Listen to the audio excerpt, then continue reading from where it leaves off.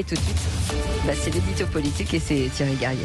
Oui, Thierry Garrier, bonjour. Bonjour à tous. Vous revenez sur la situation ambiguë, je le disais, dans laquelle se trouve la droite républicaine, qui ne sait toujours pas comment affronter le phénomène Zemmour. Et oui, les Républicains sont toujours sur la corde raide, en effet, coincés entre les coups de boutoir quotidiens du candidat non-candidat Zemmour, des sondages qui donnent inexorablement leur futur candidat ou candidate à eux, toujours derrière Emmanuel Macron, Marine Le Pen et Éric Zemmour. Et enfin, ils sont coincés par leur propre primaire interne qui les gêne pour faire passer des messages clairs aux Français et s'imposer. Bref, malgré leurs efforts en ce moment, les LR tournent en vase clos.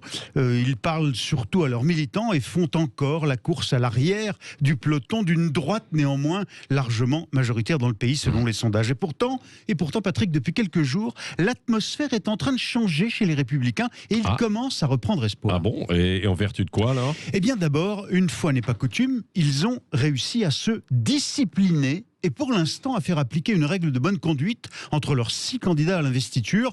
On ne dit pas de mal de son concurrent jusqu'à présent, et depuis leur petit déjeuner commun la semaine dernière au siège de LR, ça a l'air de fonctionner.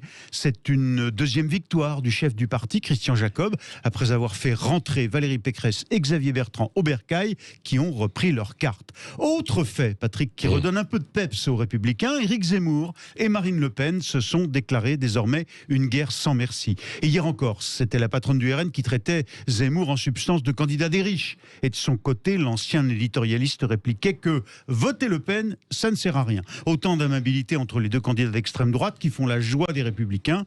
Ils espèrent que les Français, les Républicains, finiront par se lasser de ces joutes et de ces surenchères verbales Zemmour-Le Pen.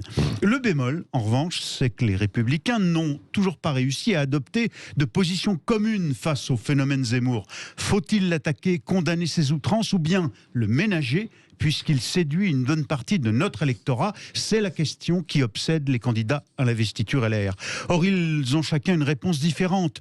D'Éric Ciotti qui affirme qu'entre Zemmour et Macron, il préférera Zemmour, à Xavier Bertrand, de son côté, qui a préféré faire diversion ici même, dans votre studio, sur cette antenne, dans la semaine, qualifiant Éric Zemmour de symbole de l'échec d'Emmanuel Macron.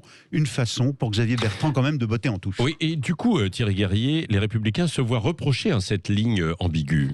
Oui, à propos d'Éric Zemmour, et ce, par un de leurs propres camarades en rupture de banc tout de même, qui a rallié Emmanuel Macron, Christian Estrosi. Le maire de Nice, sans doute en service commandé, disait hier regretter que la droite ne soit pas à l'œuvre pour dénoncer ce qu'est M. Zemmour, à savoir une injure au gaullisme. Fin de citation, une attaque, je vous dis sans doute téléguidée de l'Élysée.